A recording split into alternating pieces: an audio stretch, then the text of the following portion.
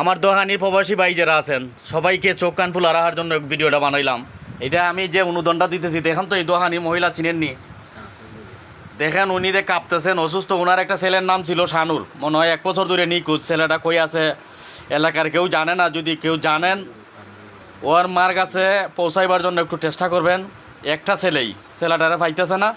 এটা কি ওনার নিজের বাড়ি? ছোটো ভাই হাসান বলছে যে ওর মাধ্যমে আমি 3-4টে ভিডিও বানাইলাম, তবে আমি তো জানি না আমার বাড়ি দোহানি, অথচ আমি জানি না উনি যে ওনার ছেলে হারাইছেন।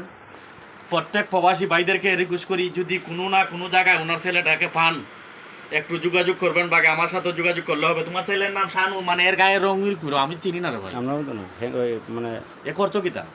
কামলা গাছলা যাইতো আর কি। কামলা গাছলা যাইতো? এ কি বিয়ে করছিল? বিয়া করছে, বউ আছে, 2টে বাচ্চা আছে শ্বশুর বাড়ির। বউ বাচ্চা শ্বশুর বাড়িতে থাকে? শ্বশুর ভাই যোগাযোগ করছো নি? গান আছে হেরাও জানে না।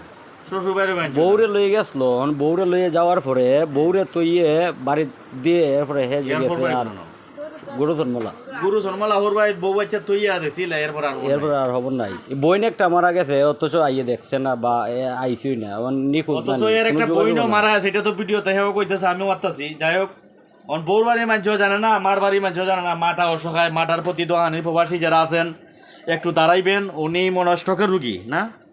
না মানে তাই না, মানে কাফা রোগ মানে। যাই হোক, ভিডিওটা লং হয়ে যেতেছে। প্রত্যেক প্রবাসী ভাইদেরকে, দোহানির প্রবাসী ভাই কেন আমি খালি দোহানি কইতাছি, দোহানি প্রবাসী ভাইরা এখনো আমার সাথে যোগাযোগ ভালো মতে করেন নাই। প্রত্যেক প্রবাসী ভাইদের কাছে আমি অনুরোধ করি, আপনারা একটু যোগাযোগ করেন। মানে আপনারা অর্থটা আপনাদের মলাই আমি খরচ করতে চাই, আপনারা আমার মাধ্যমে কিছু অর্থ দেন, নাইলে নিজের ইচ্ছাগত ব্যাপারে যার যে রাজ্য মনে করিয়া নিজের রাজ্য কুটুম পাঠাইয়া ওইসব মানুষকে একটু সাহায্য করবেন। ভিডিওটা ভালো লাগলে একটু শেয়ার কমেন্ট করবেন। ওনাকে চিকিৎসার জন্য একটু সাহায্য সহযোগিতা যদি করেন, দোহানির প্রবাসী ভাইরা, যদি আপনাদের কাছে ভিডিওটা যায় একটু চেষ্টা করবেন।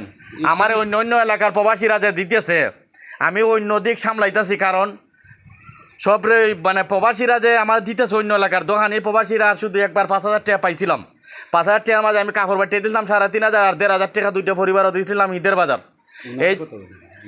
ওই জন্য ওই মানে রিকোয়েস্ট করি, যেহেতু ওনার একটা ছেলে 1 বছর ধরে জীবিত আছে না মৃত আছে উনি জানেন না, বাকি ওনার 2টা নাতিও আছে ছেলের ঘরের, খুব কষ্টের জিন্দগি। তুমি বুঝতে কইতার ভাই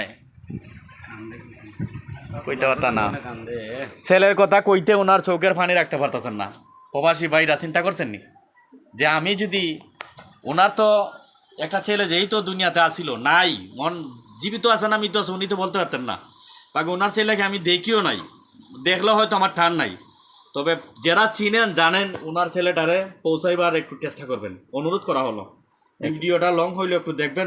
এই বাড়িটা নিজের নিও না, ঘরটা একটা ছবি তাহলে দিও। তুই ছবি দিলে আমি ভিডিও থালাই দিব না, একটা ছবি দিও। দেখো জানি ছবি আসেনি, করো ছবি আসেনি, ভিডিও লং হয়ে যেতেছি না। আচ্ছা।